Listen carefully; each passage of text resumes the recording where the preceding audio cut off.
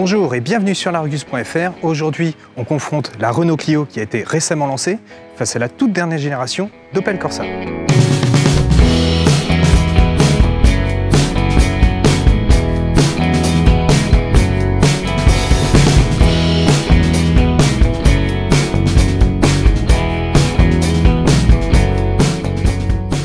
Cette Opel partage la même plateforme que celle de la Peugeot 208 et d'ailleurs ça se remarque au niveau des proportions. En effet, comme la Peugeot 208, on a un capot qui est plutôt plat et long, un montant A très incliné, une porte arrière très courte et également un porte-à-faux arrière qui est court. Pourtant, elle ne ressemble pas du tout à une 208, elle a sa propre personnalité, déjà au niveau de la partie avant, ça c'est clair. Et puis on a également une nervure au niveau du capot, on a également une courbure ici, un pli ici qui vient asseoir l'auto. On a un toit à couleur dissociée qui sera noir ou blanc, et puis cette partie laquée qui ressemble un peu à l'Opel Astra. Et puis on a une partie arrière qui se veut très large, avec une fin qui est assez abrupte. Au final, Opel a voulu un design sérieux et pas trop agressif, et franchement le résultat est plutôt réussi. En face, la Renault Clio, vous la connaissez, vous avez déjà pu la découvrir dans nos différentes vidéos. Au niveau design, la Clio 5, c'est une évolution en fait de la Clio 4.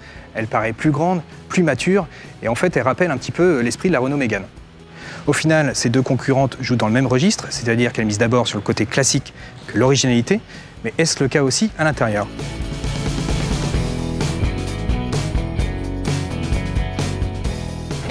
Alors effectivement, c'est le cas, on a un design qui est plutôt classique, pas très original, mais bien réalisé et on se sent bien. On est complètement dans un univers opposé à celui de la Peugeot 208, c'est pas du tout le caractère sportif qui prime ici. Le conducteur a en face de lui, sur notre version, des compteurs à aiguille classiques, mais on peut bénéficier d'un écran numérique de 7 pouces en option.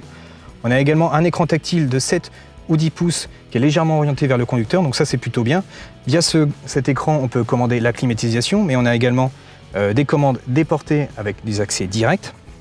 Au niveau des rangements, on a un bac au pied de console centrale qui fait office de recharge par induction également. On a deux portes gobelets, on a une boîte à gants qui est assez profonde, et également des bacs de portière qui sont assez logeables. Donc sur ce point-là, on est assez bien loti. Au niveau finition, on a un revêtement qui est agréable en haut de cloche de bord. En revanche, pour le reste, c'est plutôt des plastiques durs, donc sur ce point, on n'est pas au top de la catégorie. À bord de la Clio, on a une impression de modernité qui est plus grande, et ça, c'est notamment dû à ce grand écran en position verticale de 7 ou 9,3 pouces. On a également des compteurs numériques de 7 pouces de série sur toutes les versions. On a également des commandes de clim qui sont déportées comme sur la Corsa, donc ça c'est plutôt pratique pour avoir un accès direct. Au niveau des rangements, on a à peu près la même chose que la Corsa, sauf qu'on a un bloc de rangement ici qui est plus grand, mais sinon on retrouve exactement les mêmes dispositions et à peu près les mêmes volumes. Enfin au niveau finition, ici on est dans une version RS Line, la Corsa était également en version GS Line, donc la version haute. Et il faut dire qu'ici on a quand même des matériaux qui sont un peu plus soignés, donc globalement l'intérieur est mieux fini à bord de la Clio. Nous voici à l'arrière de l'Opel Corsa. Alors comme elle partage sa plateforme avec celle de la Peugeot 208, on retrouve un petit peu les mêmes défauts, c'est-à-dire qu'on a une accessibilité qui n'est pas au top. On manque également un petit peu d'espace à bord, mais on a tout de même deux points positifs. C'est-à-dire qu'on a une banquette arrière qui est plutôt moelleuse, une bonne posture, et puis on a également deux petites prises USB pour pouvoir recharger son téléphone. À l'arrière de la Clio, on a plus d'espace au niveau des jambes, au niveau de la largeur. En revanche, on est un petit peu moins bien assis, c'est-à-dire que la posture est moins bonne. Et puis là, sur cette version RS Line avec la sellerie en cuir, on a une banquette qui est un peu plus ferme. Et puis le dernier petit point, c'est qu'on n'a pas de prise USB. Le coffre de la Corsa Cube à 309 litres. Alors c'est plutôt dans la moyenne basse du segment. Le point positif, c'est qu'on a un seuil de chargement qui est plutôt bas. En revanche, on a une marche au niveau du bouclier et une ouverture qui n'est pas très large. Celui de la Clio est un poil plus grand, il cube 317 litres et un peu moins de 300 litres en version diesel. En revanche, on a un seuil de chargement qui est plus haut, mais on a une ouverture qui est plus large.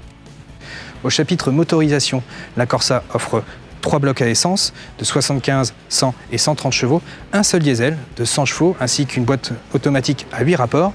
Mais son truc à elle, c'est qu'elle offrira une offre 100% électrique de 136 chevaux et qu'on pourra parcourir jusqu'à 330 km. Cette offre électrique arrivera au printemps 2020. En face, la Clio offre plus de choix en moteur thermique. On a 4 essences, 65, 75, 100 et 130 chevaux, ainsi que 2 diesels, 85 et 115 chevaux, et également une boîte automatique à 7 rapports.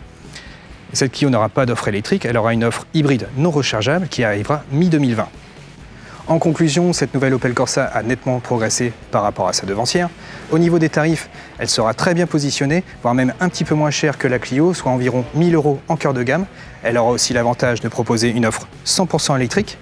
Mais en face, la Clio est plus grande, elle est mieux finie, elle a un intérieur également qui est un peu plus techno, mais c'est vraiment sur la route que l'on pourra juger les qualités et les défauts de cette nouvelle Corsa. Alors je vous donne rendez-vous en novembre pour les premiers essais.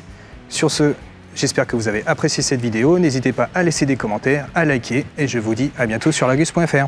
Ciao!